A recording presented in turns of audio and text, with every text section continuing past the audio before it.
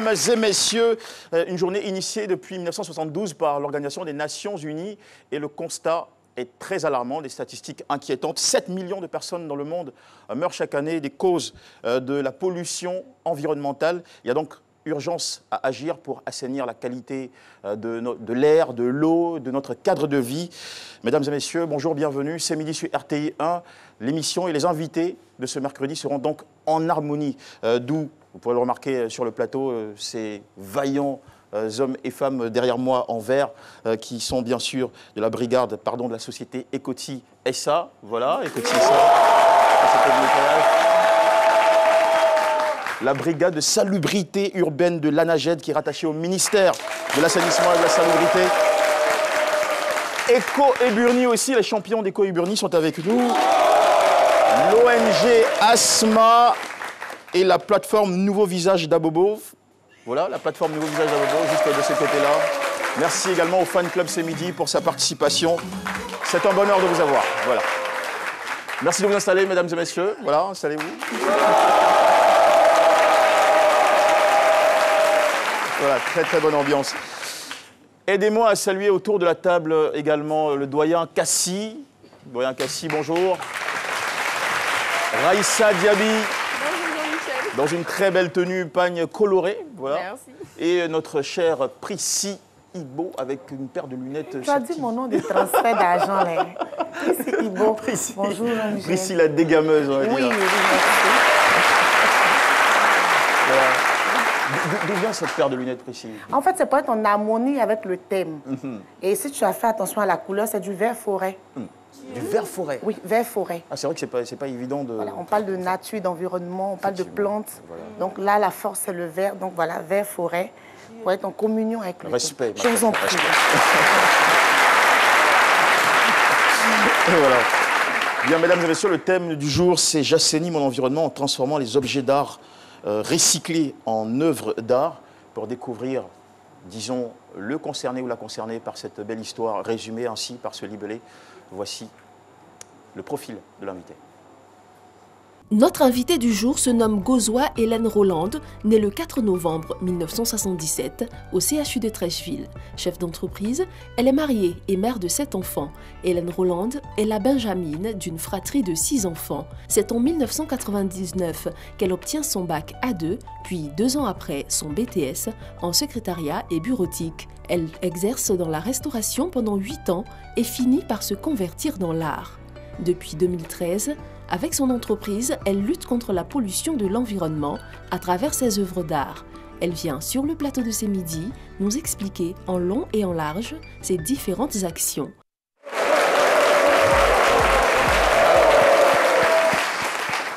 Madame Gozoa Hélène Roland, bienvenue sur le plateau de C'est Midi. Bonjour. Bonjour, on apprécie déjà votre classe. D'accord. Très belle couleur, moi je suis un fan de couleur bleue.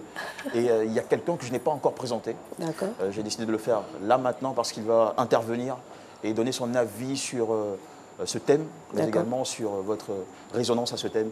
C'est Dr Philo qui exceptionnellement fait son entrée maintenant. C'est mon avis avec Dr Philo.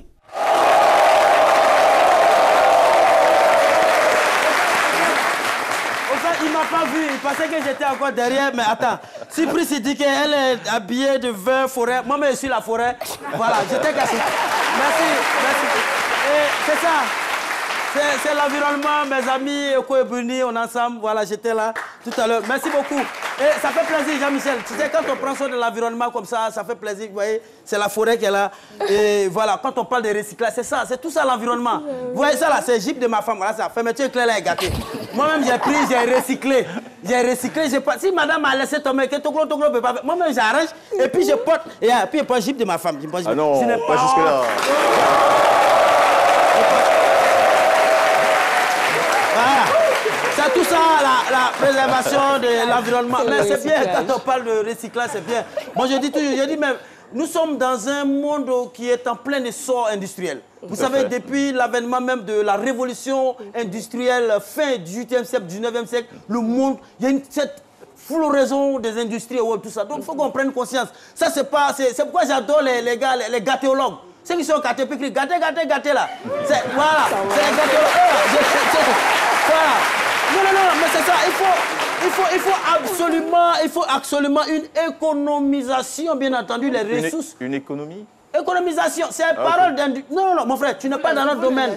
Tu n'es pas dans notre domaine. Nous, c'est la forêt. Vous êtes en ville ici. Voilà. Il faut une certaine économisation. Il faut une certaine économisation des ressources naturelles. C'est le plus important. Et maintenant, vous faites un travail noble. Tout ça, là, c'est comme... C'est-à-dire, recycler, là, c'est pas... Quelqu'un même, il vole même en avoir en prison. C'est pas le recycler. C'est pas aux gens, on ne peut pas recycler. C'est pas aux gens, on ne peut pas recycler. Voilà. Et la terre, nous sommes là... Depuis l'école, on nous dit que la terre tourne, la terre ronde. Et c'est la terre ovale. Mais ça, la terre ronde, pourquoi? Parce que ça tourne. Tout ce qui est dedans doit tourner. On ne doit rien jeter. C'est-à-dire, nous devons épouser cette idéologie qui dit que rien ne se perd. Tout se transforme. Un enfant, même quand il est gâté, on envoie la pouponnière pour le recycler. Hein? Même gratin de riz là. Vous pensez que gratin de riz, on jette? Gratin de riz là, quand on sait ça, on met ça sur toi, ça avec un firi. Avec un firi. Et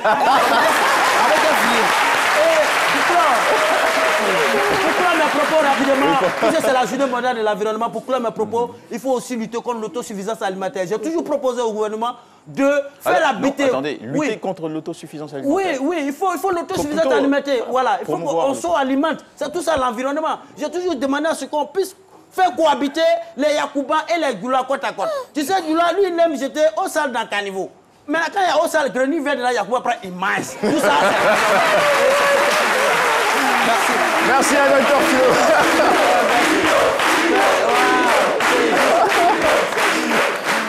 Et voilà, c'était donc notre très marrant Dr Philo pour son regard sur le thème de ce jour.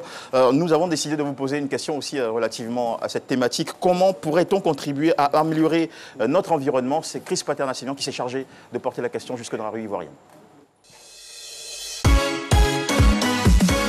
Le micro-trottoir avec Chris Paternassemian. Et salut Jean-Michel, aujourd'hui je vous emmène ici. Nous sommes à Gamay-sur-le-Pont, on est 120 logements. La question de ce midi est la suivante. Comment pourrait-on contribuer à améliorer notre environnement? Je vous propose quelques réactions dans cet élément. Lorsque notre environnement est malsain, bon, ça peut nous conduire, ça peut nous entraîner des maladies. C'est-à-dire, bon, tel que je crois que ces derniers temps, on nous parle de cette maladie de dengue, où il faut essayer de faire évacuer les eaux stagnantes et autres pour éviter que ces moustiques-là nous donnent ces maladies. En tout cas, chacun peut apporter son grain de sel, c'est-à-dire être lui-même conscient des actes qu'il pose vis-à-vis de la société. C'est-à-dire aujourd'hui, on a des structures qui passent de commune en commune pour ramasser les ordures et tout ça. Donc je pense que si chacun d'entre nous, aussi, il y a des poubelles aussi dans les rues, parce qu'on a l'habitude de voir des gens boire de l'eau et puis jeter les sachets dans les rues. Je pense que cela n'est pas du tout bon. Pourvu qu'on a des poubelles, on a plein de choses que l'État ivoirien a mis en place pour que nous, les Ivoiriens, on puisse quand même mieux se comporter. Je pense qu'on doit sensibiliser la population aussi concernant comment conserver ces ordures ménagères. Parce qu'on constate que nous, les femmes, parce que c'est nous qui rendons l'environnement sable, si on veut voir. Parce qu'après avoir fini de faire notre cuisine, au lieu de penser à entasser les ordures dans un sachet et de mieux conserver cela, on met dans l'eau et on verse ça dans la rue. Et cela, je pense que ça dégrade l'environnement. D'abord, l'environnement, c'est nous-mêmes, c'est moi-même d'abord. Vous comprenez? Si moi-même je ne suis pas propre, mon environnement ne sera pas propre. Vous êtes d'accord avec moi? Donc je me dis que quoi? Si je pense à moi-même, je peux penser aussi à la nature. Parce que la nature fait part de moi. Vous comprenez? Donc si je dors quelque part et que je sens des odeurs qui ne sont pas bien, c'est que moi-même je ne suis pas propre. Vous comprenez? Donc d'abord, l'endroit où je suis doit être propre, afin que moi-même, ma santé d'abord, et puis ma propriété, quand on voit mon dehors, on sait que celui qui est devant, il est propre. C'est une personne qui n'arrive pas, par exemple, à jeter un sachet dans la rue. Comme moi, par exemple, je viens de manger mon pain, voilà. Il me semble un peu gêné de jeter ça dans la rue, donc il cherche une poubelle et puis mettre dedans. Ce n'est pas tout le monde. Par contre, il y a d'autres qui n'ont pas voilà, cet esprit-là. Ils préfèrent jeter, quand ils sont dans leur véhicule, jeter dans la rue. On peut prendre exemple sur les villes comme Kigali et Accra. On doit traquer, pas traquer les Ivoiriens, mais en fait leur apprendre parce que c'est l'éducation aussi. Voilà, il faut éduquer l'Ivoirien voilà, à la préservation de l'environnement parce que c'est ce genre d'ordures-là aujourd'hui qui nous crée des problèmes voilà, pendant les saisons pluvieuses. Et voilà. Les questions de la préservation de l'environnement sont aujourd'hui existentielles, vous savez, dans ce 21e siècle. Et heureusement que nous avons des citoyens avec une forte conscience environnementale. C'est le cas de notre invitée de ce jour, Mme Gozoï Hélène Rolande. Je rappelle, chef d'entreprise qui a obtenu en 1999 son bac A2 et 2 ans après, donc en 2001, son BTS en secrétariat bureautique. Vous n'avez pas tout de suite exercé dans ce domaine lié à votre formation. Vous êtes lancé, disons, 4 ans plus tard, dans le business culinaire. Donc en 2006, vous ouvrez votre premier restaurant au 220 logements. Tout à fait. Voilà. Ben voilà, merci. Au 220, je commence par la restauration d'abord. Et puis, il y a un blocage parce que là, on m'empêche d'exercer. Déjà, quand vous parlez de restauration, quelle était la palette de services ou de plats que proposait votre restaurant? Les plats africains, l'histoire du crabe poilu, magne braisée. Vu que je suis de la côtière, je suis à Vicam, je suis de Grand Laou. Donc je mets les gambas braisées, attiqué, sauce. Là, il est midi, ça nous fait monter de la salive. Wow. Attiqué, sauce mâchoiron, et puis voilà, ça fait la soupe du pêcheur. La soupe du pêcheur, l'assiette du pêcheur. Voilà. Et puis là, à un moment donné, on m'empêche de progresser dans mon entreprise. Je me bats encore, je dis bon, c'est pas grave. Je me lance toujours je continue toujours dans la restauration. On livre la nourriture dans les entreprises. Voilà. Et puis, clopin, paf, en 2011, je trouve un espace, encore, un deuxième espace pour refaire un restaurant à Angré, au terminus 81-82. Voilà. À la map, c'était l'espace de Aubin-Monfay. Voilà. De passage.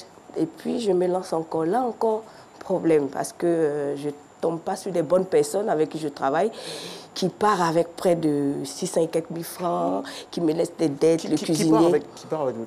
C'est votre cuisinier qui... Mon cuisinier, voilà. Puisque j'essayais plus ou moins de diversifier mes activités. Voilà, donc je n'étais pas tout le temps là, comme ça. Vous supervisez? Donc voilà, je supervisais juste, et puis voilà, je suis cambriolée et tout. Et puis c'est la déception, mais... Je retourne en 2013 à Yopougon, à la cité Lièvre Rouge. Je me lance encore dans la restauration. Là-bas, on m'appelle Maman Aloko Choco. Je me lance dans l'histoire d'Aloko, ça marche. Et puis, paf, je fais un autre endroit à Azito. Voilà, à Azito. Je continue toujours dans la restauration. Et puis là... j'ai dit, bon, c'est le temps de me mettre dans ma passion, de suivre mon chemin. Avant d'arriver à ça, je voudrais qu'on parle du business de la restauration. Pour vous qui l'avez exercé pendant, je crois, quasiment au moins 8 ans. Oui. Jusqu'où il est rentable? Jusqu'à quel degré il est rentable? À 1000%, je veux dire.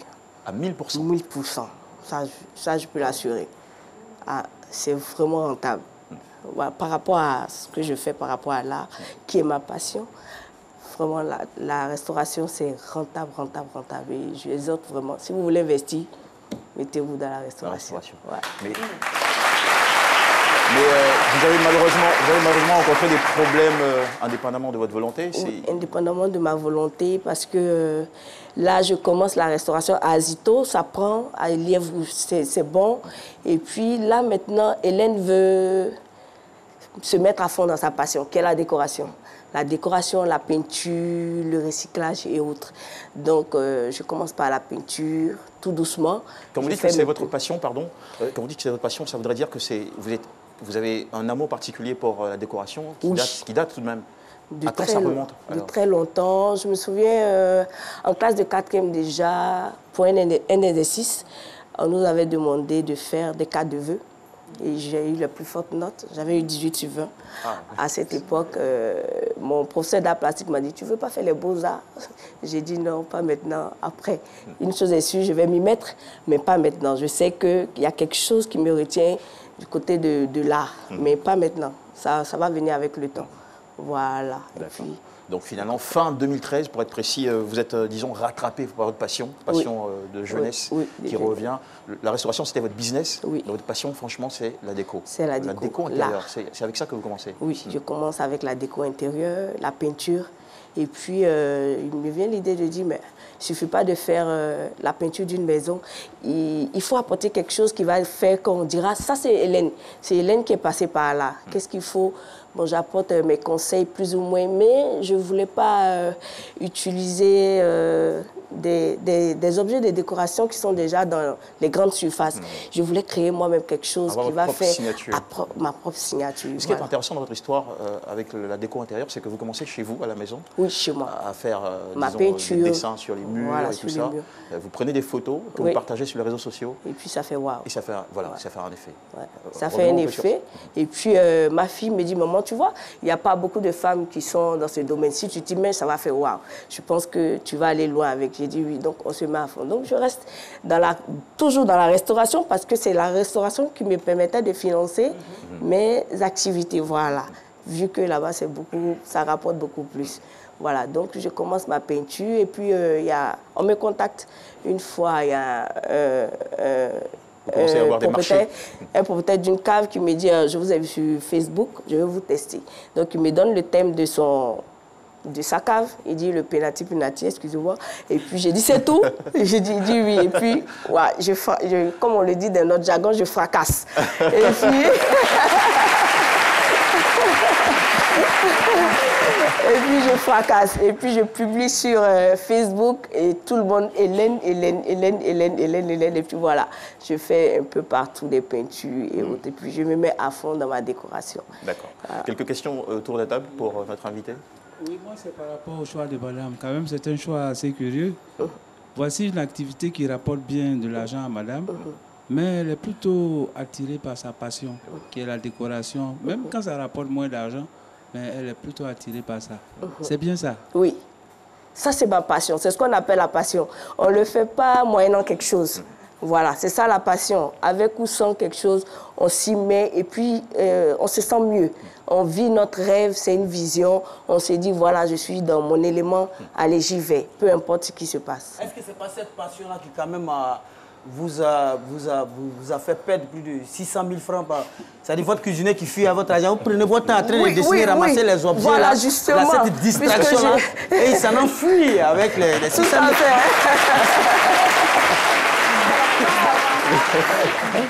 C'est pas vraiment une question, mais moi j'aimerais vous féliciter pour la stratégie Internet. Parce que tout à l'heure, quand vous avez parlé, vous avez dit, j'ai fait un projet, enfin j'ai créé quelque chose et ma fille m'a dit, écoute, on peut mettre ça sur Internet et tout est parti d'Internet. J'aimerais vraiment vous féliciter et vous encourager parce que vous êtes l'exemple de ce qu'on appelle Internet à des accès positifs. Pour votre âge, pour tout ce que vous faites, voilà que pour Internet, il n'y a pas que les enfants, même nos mamans, même nos tantes peuvent utiliser bien l'utiliser Internet. Aujourd'hui, on voit ce que ça rapporte. Au lieu d'aller exposer les maris tous les jours. Ça ne sert pas qu'à ça. Se battre sur Internet, je vois nos tantes, nos mamans qui font des vidéos. On a rasé ma rivale et puis elles mettent sur Internet. Voici, franchement, bravo. Merci. Voilà, bonne utilisation. Alors, oui, allez-y, Raïssa Diaby. Tout de suite, vous avez dit que quand vous avez commencé la peinture, vous cherchiez la petite marque, la petite touche qui allait faire que ça allait être du Hélène. Qu'est-ce qui vous a donné l'idée d'aller vers le recyclage? Bah voilà, je me mets dans la décoration, je fonce. Et puis, comme je veux créer une marque, j'ai dit, je peux récupérer quelque chose et puis faire des objets de décoration. Et puis je m'y mets. C'est ma fille qui m'encourage. Je commence par un puneux. Je prends un puneux, je fais un pouf. Et puis je dis, ça c'est beau. Mes premières publications datent de 2013 sur Facebook. On se moquait de moi, on dit, mais qui va utiliser des puneux pour s'asseoir dessus, tout et tout. Et puis ma fille même prend des photos. Elle dit, maman, ne te décourage pas. Et nous voici dans les rues en train de chercher des puneux. Ça et là, dans les rues, en train de fouiller tout ce qu'on peut rattraper. Voilà, et puis... Et ça vous a poussé à aller dans des décharges aussi? Oui, bien sûr, aller dans des décharges, aller dans la poubelle. Et ça m'a coûté ce que ça doit me coûter parce que j'ai été très malade suite à cette histoire de déchets. En fait, le problème, c'est que... Non, voilà. Honnêtement, je ne me protégeais pas. Et puis... En 2015, vous êtes tombé malade du fait de cette absence de protection. De cette absence de protection. De ce contact direct avec les ordures pour pendant récupérer les objets. Pendant 2 ans, ça a été difficile. Tout est tombé à l'eau, et la restauration, et la décoration, parce qu'il n'y avait plus personne pour gérer le restaurant et tout. C'est ma fille en classe, en année de BTS qui partaient à l'école, retournaient au restaurant, pouvoir gérer les affaires de maman, revenir à la maison, repartir à 7h, descendre à 18h, puis j'ai dit arrête. Si je dois mourir pauvre, je vais mourir pauvre. Vas-y à l'école et puis voilà. Et cette année, elle n'est pratiquement pas allée à l'école, mais par la grâce de Dieu, elle a eu son BTS. Elle est très brave et on l'embrasse très fort. La suite de cette histoire très intéressante et inspirante, juste après la parenthèse publicitaire sur RTI 1. A tout de suite.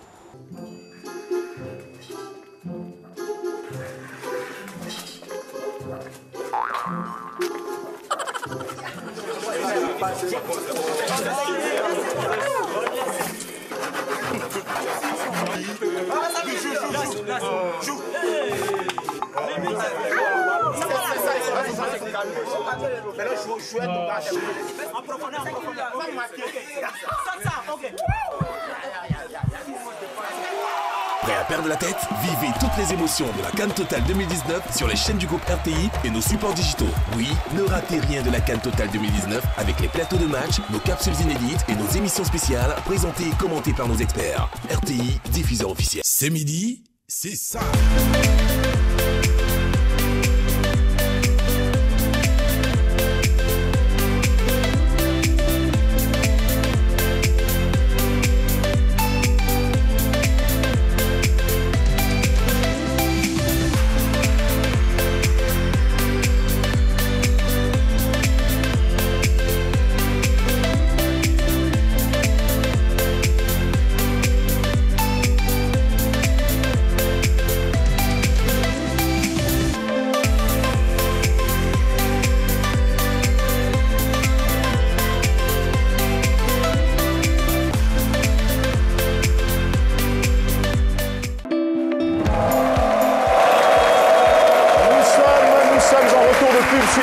Merci à tous, mesdames et messieurs, de nous suivre.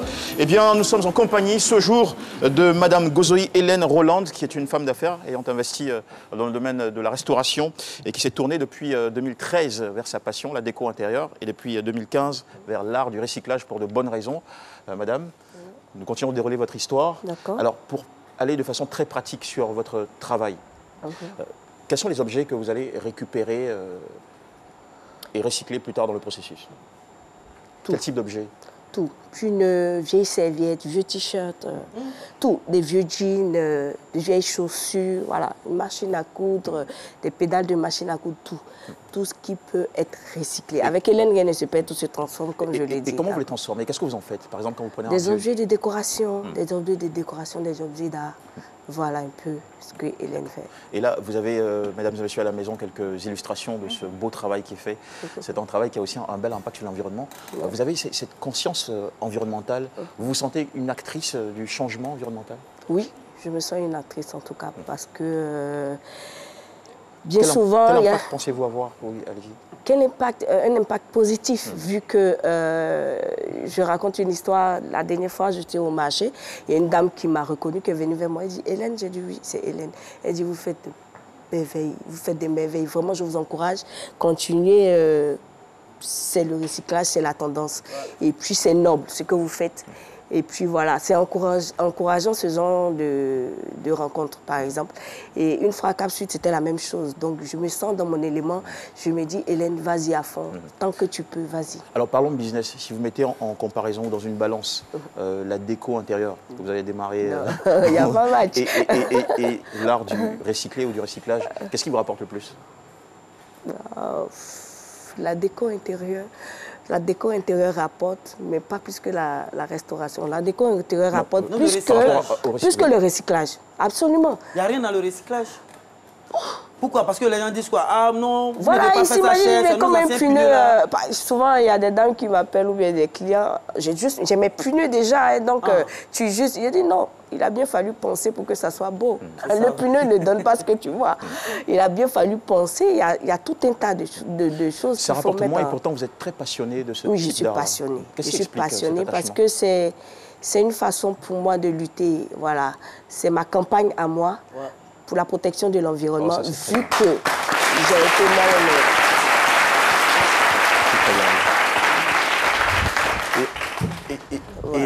on se demande bien, oui, docteur Philo, qui déjà profite du confort de votre travail artistique, on se demande bien ce que vous avez dans la tête maintenant pour les 10 prochaines années.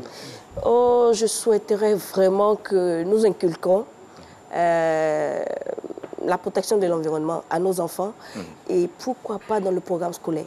Ah oui, pourquoi pas, si. Pourquoi pas dans le programme scolaire. Une très très belle suggestion d'ailleurs. C'est ma suggestion à moi. Ouais. Voilà. D'accord. En tout cas, il y a des réactions en ce moment sur la toile relativement à votre passage et surtout à cette passion exemplaire que vous nous apportez. J'espère que votre exemple pourra susciter des vocations et surtout renforcer la conscience environnementale au niveau du public qui nous suit. Nous allons accueillir très rapidement Paulus Agathon pour partager avec nous les questions du public. Mesdames et messieurs. Vos réactions nous intéressent avec Paulus Agathon.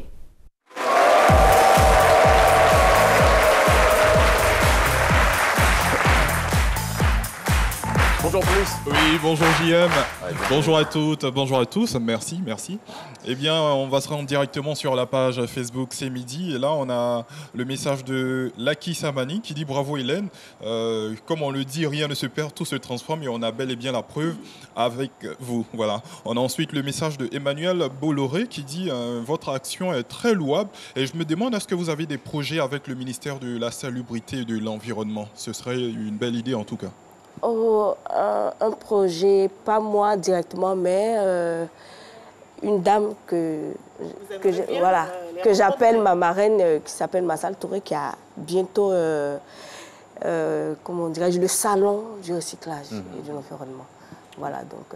D'accord. On a ensuite Mélissa Sika qui dit « Moi j'aime beaucoup cette grande femme au grand cœur, elle est très battante et je suis sûr qu'elle ira loin. » Alors au-delà du message général qui nous incite à prendre soin de notre environnement, est-ce qu'il y a des messages spécifiques qui se dégagent de chaque œuvre? Oui, c'est... c'est toujours, je veux dire, c'est le même message, protégeons-nous. Protégeons l'environnement, protégeons-nous. Protéger l'environnement, c'est se protéger nous-mêmes. Nous-mêmes, nous sommes l'environnement. Ouais. Voilà. Donc, plus nous détruisons l'environnement, nous-mêmes, nous détruisons. Voilà un peu. Alors voilà, JM, c'était là ma dernière intervention, mais de façon générale, l'ensemble des internautes souhaiteraient savoir l'adresse de sa page Facebook afin éventuellement de pouvoir la contacter. Tout à fait. Hélène, tout court. Pardon ? Hélène abrégé. J'ai abrégé Hélène comme sur les photos, les poufs. Ok, c'est bien compris. Donc vous avez l'adresse. H-E-L. H-E-L apostrophe N. C'est bien compris. Voilà, en tout cas, merci beaucoup pour l'exemple que vous incarnez. Merci, mon cher Paulus. Je vous en prie, JM. Rendez-vous demain, toujours à la même heure, parce que, comme d'habitude, vos réactions nous intéressent. Voilà, on le raccompagne avec une belle énergie, s'il vous plaît.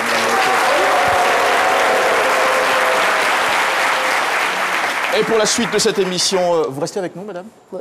Oui, encore quelques minutes? Oui. D'accord, pas de souci. Oui, petite question. Ça veut dire que chez madame, on ne jette presque rien? Non. Je vois à la maison? Non. Voilà. Donc c'est clair. Tout se transforme. Tout se transforme. Bouteilles plastiques, bouteilles en verre, tout. Okay, vieux t-shirt, vieille serviette, tout. Voilà. Ça, c'est une vieille serviette, par exemple. Voilà, que j'ai recyclée. D'accord. Est-ce que vous avez des livres à la maison? Oui, nous avons des livres à la maison. Nous allons vous faire une suggestion de lecture qui va sûrement vous inspirer. Oui. C'est avec Raïssa Diaby. Okay. C'est à lire avec Raïssa Diaby. Adorer ma suggestion parce que mon livre aussi parle d'environnement et nous allons recevoir ensemble ici Monsieur Christian Yao.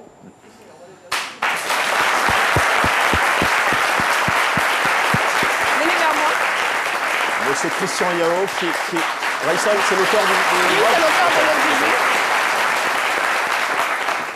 Il est bien fait. Bonjour et bienvenue, monsieur. Bonjour, merci. Bienvenue. Alors, la convocation. Oui. C'est quoi cette convocation?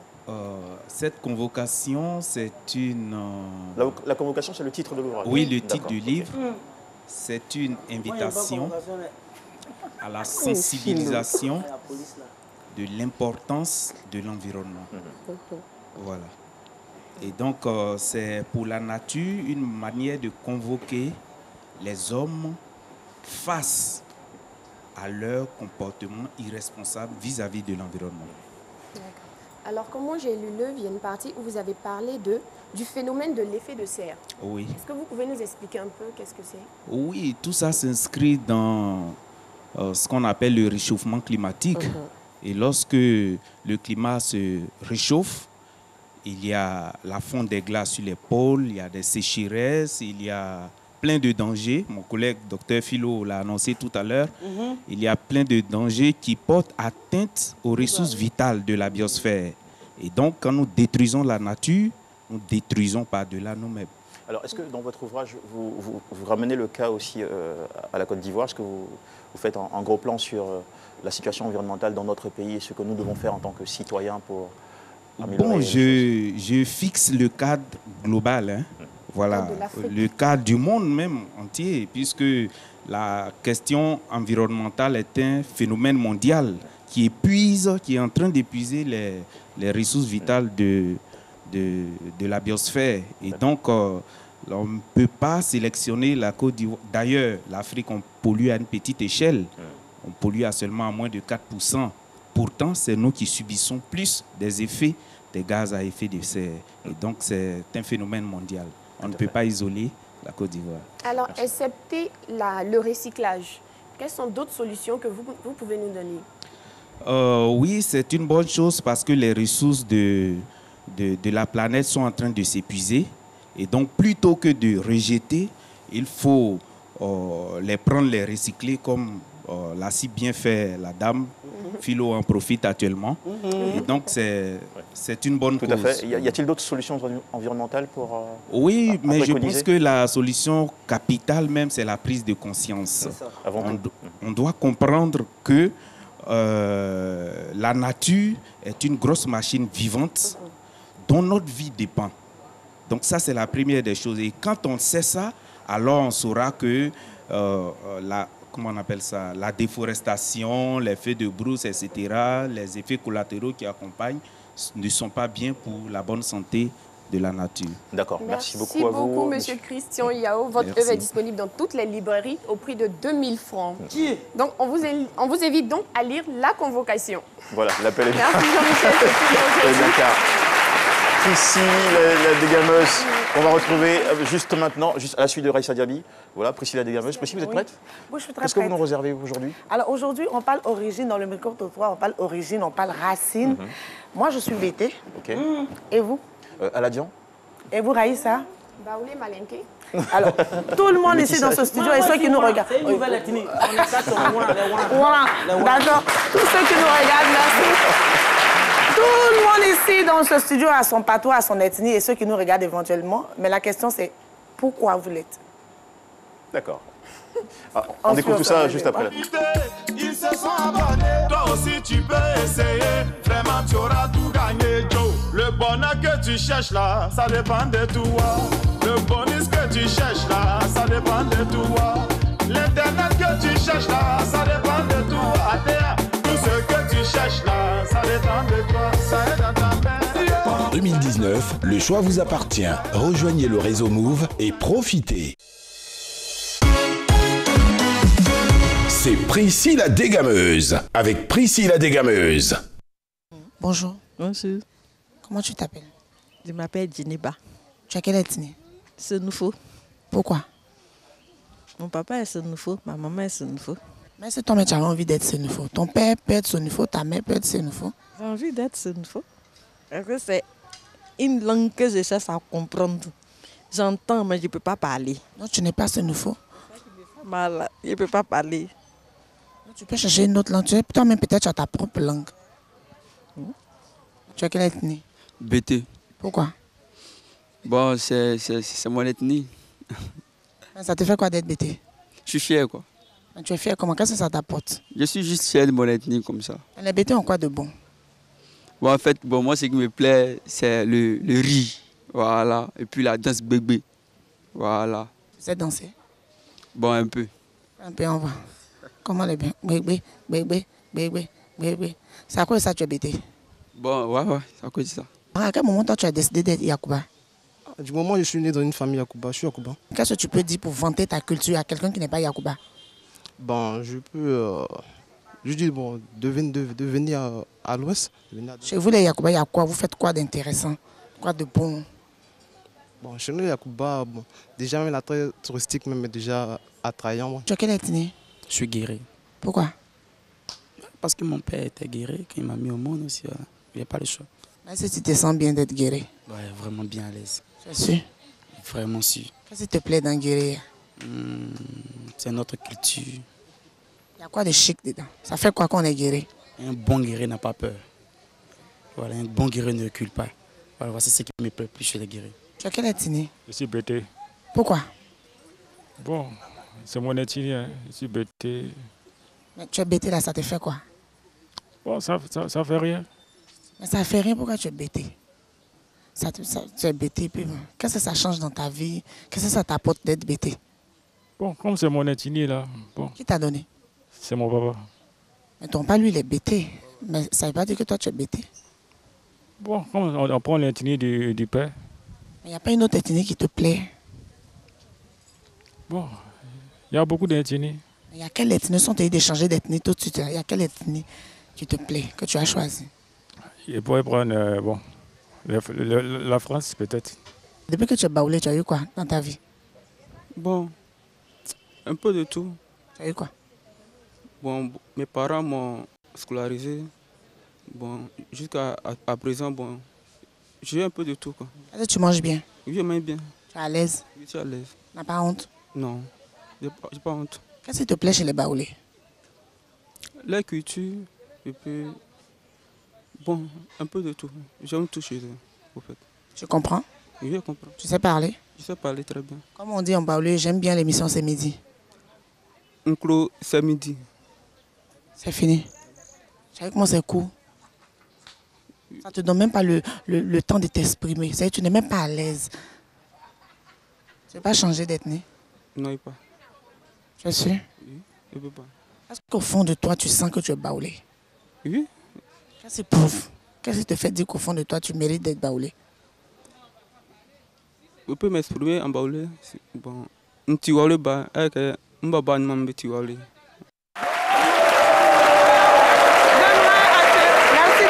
Merci tout le monde. À travers ce micro-trottoir, voilà, oui, à travers ce micro-trottoir, j'aimerais attirer l'attention de tout un chacun. On est fiers de notre culture, on aime notre ethnie et tout, mais il faut chercher à en savoir plus. Quand quelqu'un vous demande qui vous êtes, vous venez d'où, il faut pouvoir convaincre cette personne afin de prouver justement, montrer à cette personne que vous êtes fiers. Merci beaucoup, Priscilla Degamez. Accueillons sans tarder, mesdames et messieurs, notre invité surprise, c'est M. Kouadio Kapé Guillaume, qui est conseiller technique du DG de l'ANAGED, l'Agence nationale de gestion des déchets.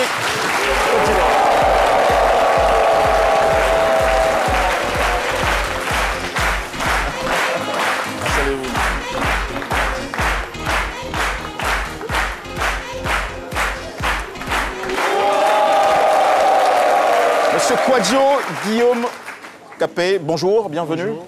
Alors, quelles sont tout de suite les missions de votre structure, l'ANAGED? Je le rappelle, la définition, c'est l'Agence nationale de gestion des déchets de Côte d'Ivoire. Merci bien. L'ANAGED...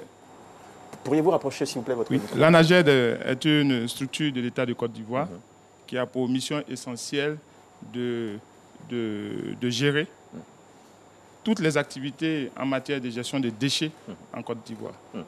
D'accord, de déchets solides. De déchets solides. Voilà, pour la précision. Ok. Alors, de façon très claire, parce que vous êtes aujourd'hui sur notre plateau pour sensibiliser les populations ivoiriennes sur leur implication dans le nouveau dispositif de gestion des déchets initié par l'État de Côte d'Ivoire. Alors, quel est le contenu de façon claire de ce nouveau dispositif? C'est ce qu'il y a lieu d'indiquer, c'est que depuis 2018, l'État de Côte d'Ivoire s'est engagé dans une nouvelle dynamique qui est de gérer de façon beaucoup plus moderne les déchets solides en Côte d'Ivoire. Et cet engagement se traduit par la fermeture de la décharge d'Akwedo, qui est vieille de plus de 50 ans, au profit d'un centre d'enfouissement, d'un centre de valorisation et d'enfouissement technique qui est situé à Kosiouin. Ah, voilà. Ça voudrait dire quoi? Qu'est-ce qu'on fait dans ce centre? C'est-à-dire que tous les déchets que nous recevons sont valorisés, c'est-à-dire transformés de déchets en biogaz, qui pourra à terme permettre de fournir de l'électricité, de créer de l'électricité. Très intéressant en tout cas. Et de créer aussi de l'emploi, il faut le préciser. Oui, créer des emplois. Créer des emplois. Et sur la question, je voulais dire qu'en dehors du centre d'enfouissement de valorisation d'enfouissement technique, vous avez dû constater l'intervention de 2 nouveaux opérateurs dans le district autonome d'Abidjan, opérateurs auxquels l'État de Côte d'Ivoire a bien voulu concéder tout ce qui est le service public de propriété. Et depuis le 2 novembre, ces acteurs sont sur le terrain. Je vais citer Eco Ebuni et Ecoti SA, dont je salue les représentants sur le plateau. Merci pour le bon travail. D'accord. Alors, comment souhaitez-vous que les populations ivoiriennes s'impliquent dans cette dynamique? Ce que nous attendons des populations, c'est avoir une population beaucoup plus responsable. Éco-responsable. Oui, éco-responsable et responsable de tous les équipements que l'État a bien voulu installer pour le ramassage des ordures. Il doit veiller sur ces équipements et faire en sorte que les déchets produits puissent être sortis dans de bonnes conditions, c'est-à-dire bien conditionnés, sortis après 17 heures et éviter de les jeter dans les caniveaux, comme on le dit, ou dans les canalisations. Et nous pensons que si les populations agissent ainsi, l'État de Côte d'Ivoire et l'ANAGED garantiront un environnement idéal à la population, sain et agréable à vivre. Je voudrais qu'on n'oublie pas une certaine catégorie de la population, ce sont ces Ivoiriens qui vivent dans les zones difficiles d'accès pour les collecteurs, d'ordures. Qu'est-ce que vous faites pour eux ou comment vous organisez pour les soulager? Oui, parce que il faut dire que c'est une préoccupation qui est déjà prise en compte par l'Agence nationale de gestion des déchets.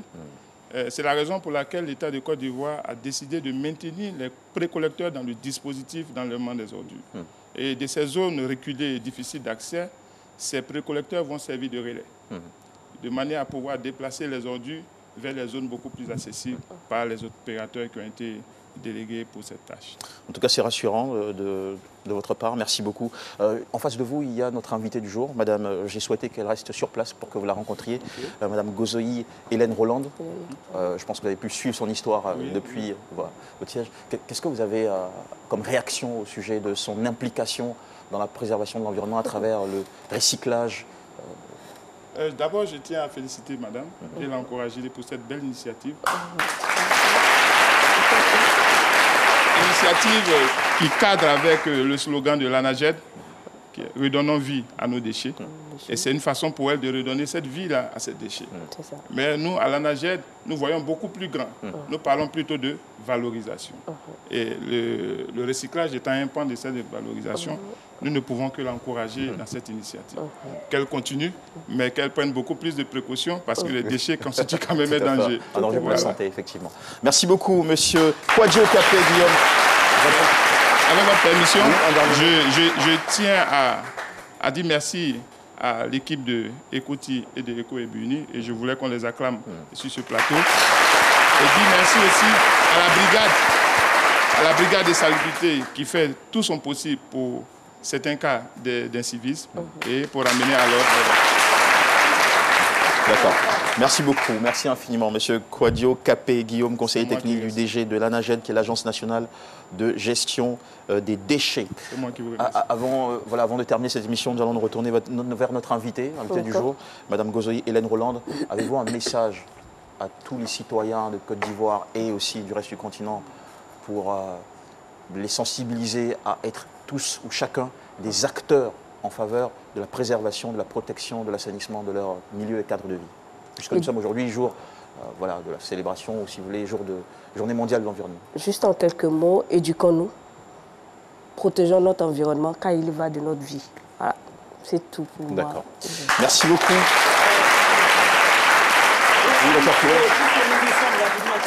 Citoyen, quand même, il faut que j'ai un mot à dire quant à la préservation de l'environnement.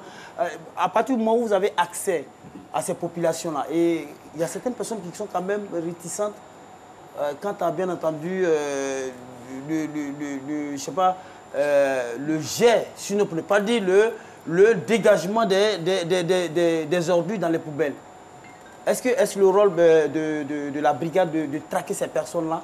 Parce que quand on les voit déjà, on a peur. Vous avez peur de qui? De la brigade? Oui. C'est déjà bon signe d'avoir peur de la brigade. D'accord. Ok. Alors on en profite pour saluer le commissaire de police Ouattara Baba, qui est commandant adjoint de la brigade de salubrité ANAGED, rattaché au ministère. Merci beaucoup d'être venu. Merci à la société Ecotier SA, la brigade salubrité urbaine de l'ANAGED, à l'Eco-Eburni, à l'ONG ASMA, la plateforme Nouveau Visage d'Abobo, et aussi à ce monsieur qui traduisait à l'instant pour nos chers amis malentendants et malvoyants. Voilà, c'est lui. C'est vous le traducteur? Ils étaient deux. Deux, d'accord. Donc à ces deux messieurs, envoyez-leur des applaudissements, bravo. Merci beaucoup. Bravo à vous, madame. Voilà, c'est du très très beau travail que nous avons là sous nos yeux. C'est dire qu'on peut faire de très belles choses dans notre dynamique de protection et de préservation de l'environnement. Ça a été un plaisir de vous présenter cette émission. Merci à toute notre équipe technique, à tous nos amis sur le plateau, en public. Nous vous souhaitons un bon midi. Le JT de 13h, inratable. C'est juste après nous. À demain. Bonne journée à tous et à toutes. C'était un plaisir.